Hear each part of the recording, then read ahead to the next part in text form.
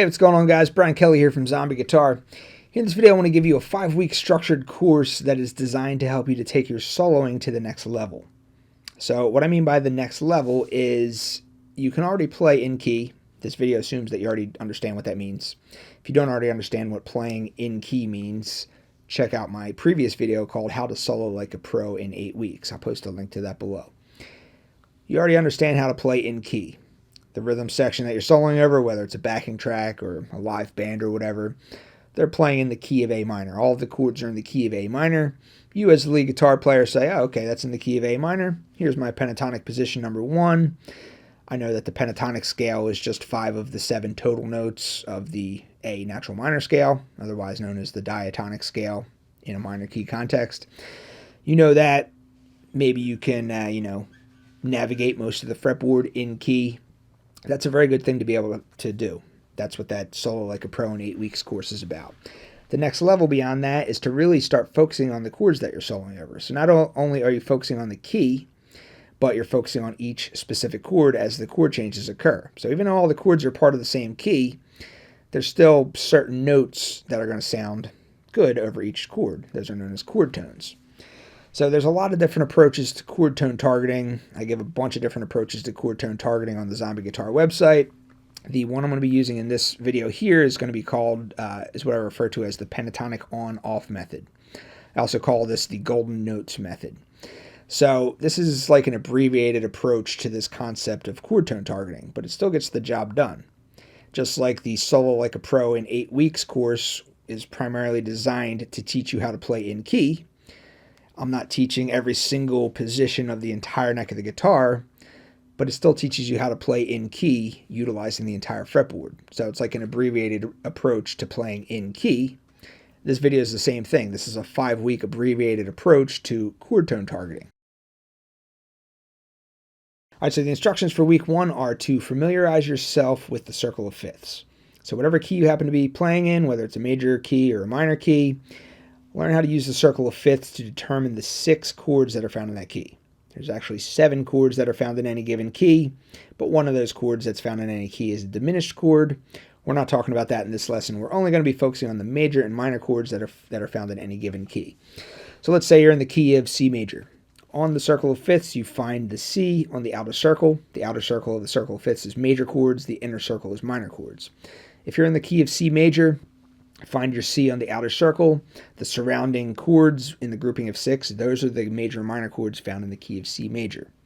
If you're in the key of, say, D major, find the D on the circle of fifths. The surrounding chords are the 3 major and minor chords found in the key of D major. It works the same way for minor keys. If you're in the key of, say, C sharp minor, find the C sharp on the inner circle.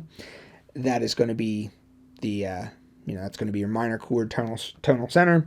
The surrounding 6 chords are going to be the remaining major and minor chords in the key of C sharp minor. So figure that out.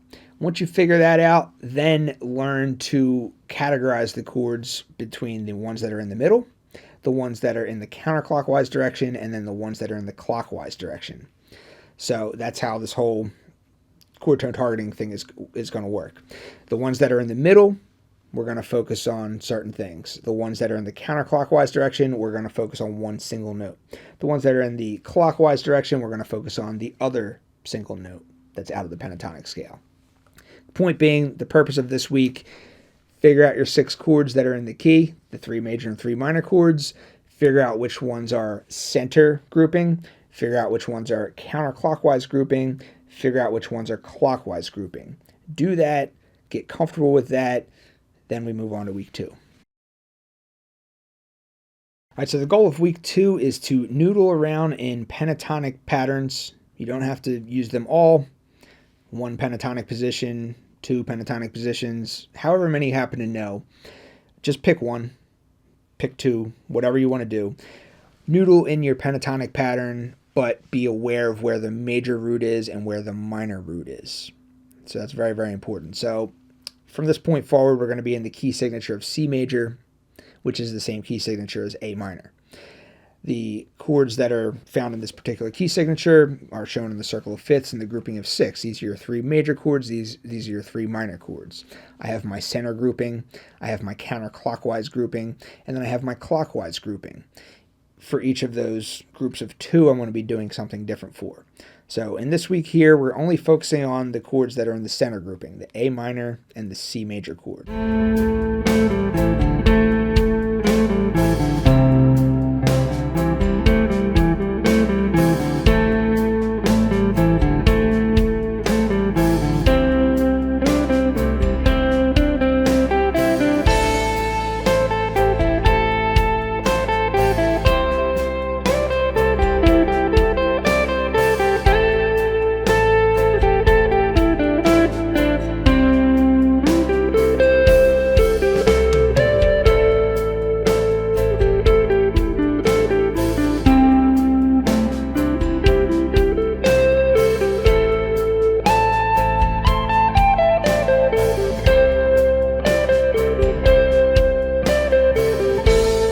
So throughout this whole entire process here, whenever we're talking about center chords within the grouping of 6, which in this case is the C major and A minor chord, we're just going to focus on the pentatonic scale. That's it.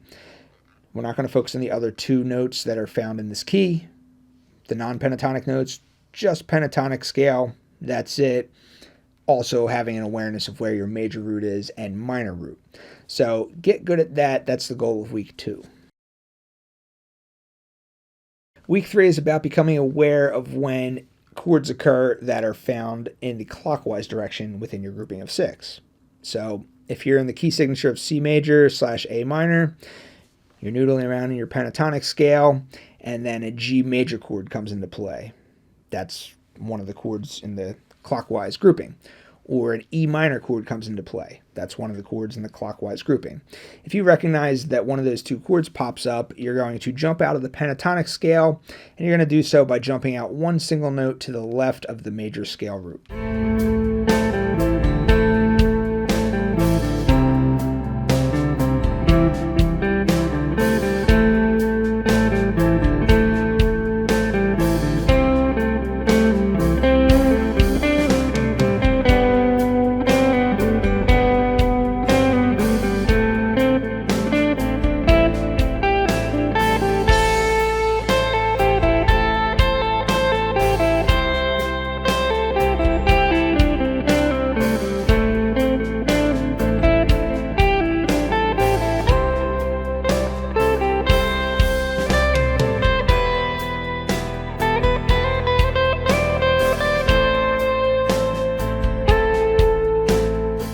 All right, so why do I choose that note? That's the note B. So pentatonic, pentatonic, pentatonic, G major chord pops up, boom, one note to the left of the major scale root. That is the note B. The note B is one of the chord tones of the G major chord. G major chord is G, B, and D. That particular note that falls one note to the left of the major scale root is the note B. It's a chord tone of the G major chord. It's also a chord tone of the E minor chord. The E minor chord is the notes E, G, and B. So that note B is a chord tone of the E minor chord as well. So anytime I'm noodling around, right up there, there's my major scale root up here on the 8th fret of the high E. One note in that direction towards the nut. One note to the left. I do that when a G major chord or an E minor chord pops up. This is going to be the same thing no matter what key you happen to be working in. Doesn't matter. Whatever key you're working in, you find your major scale root.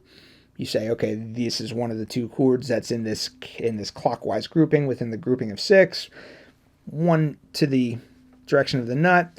Hit that note, that one single note over either one of those chords, and you are chord tone targeting. Very easy. Let's move on to the next week. Week 4, become aware of where the 3rd of the major scale root is. So the 3rd of the major scale root is going to be a pentatonic note. It's a very important note.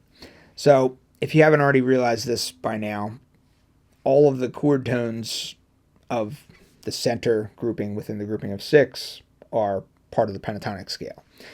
So the C major chord has the notes C, E, and G.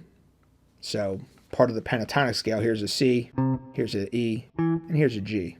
Here's a C, here's an E, here's a G, here's a C. So all the C's, E's, and G's are part of the pentatonic scale.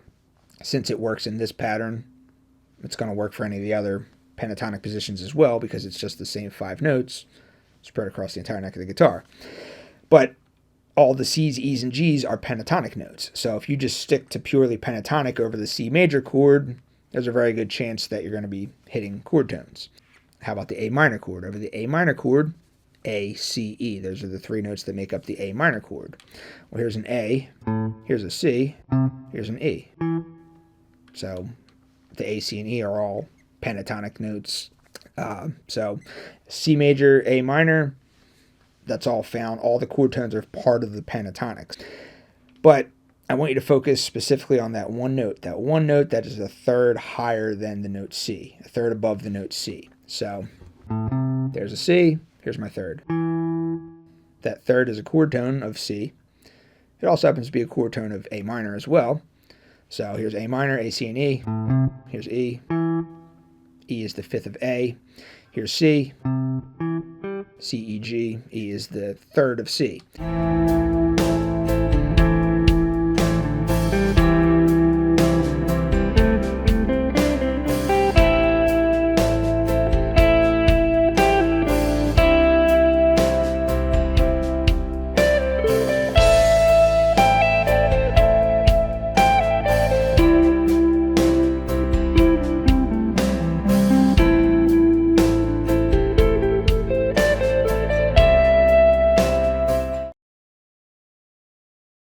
So the goal of week 5 is to play one single note in this direction towards the bridge of the guitar, one note higher than the note that we were previously targeting in week 4, one note higher than the third above the major scale root. So you do that anytime you spot a chord that is in the counterclockwise direction within the grouping of 6. So we're in the key signature of C major / A minor. So anytime an F major chord pops up or anytime a D minor chord pops up, you're going to hit that note.